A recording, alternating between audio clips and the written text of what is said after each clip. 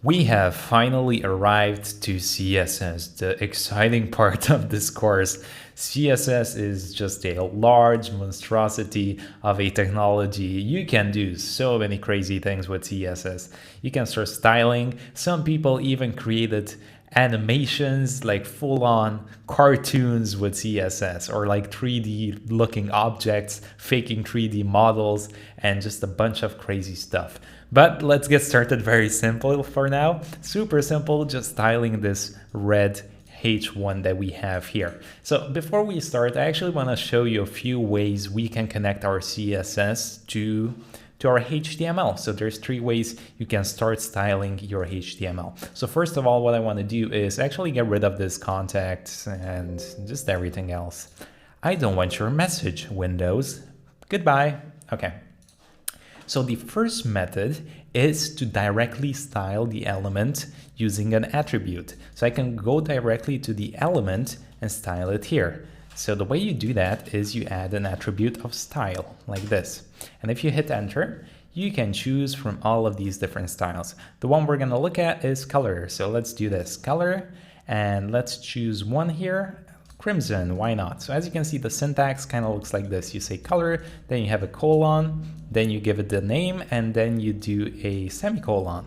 And that's it. If we hit save, boom, there we go. We have our red color. Yay, awesome.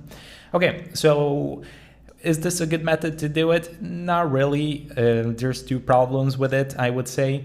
It kind of bloats your HTML. It adds unnecessary things in here, and it just makes it harder for you to read. So I wouldn't really recommend this method. And also, if you want to style multiple elements, you would have to add the style tag to all of them, and it just makes it a bit more cumbersome.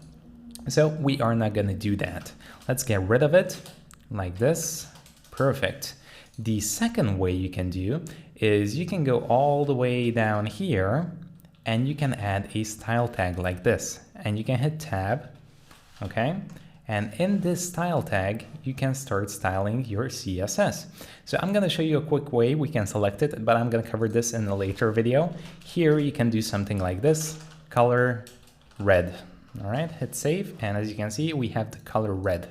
This is a bit of a better way, just because you're not really adding anything on top of the HTML elements, but it's still not a super nice way because we're still adding both HTML and CSS in the same file. So it can get quite large after a while, and it's just not as nice. So the best way is to remove everything and just keep your HTML in here, nothing else. You just have your HTML in here, and we specifically create another file for that.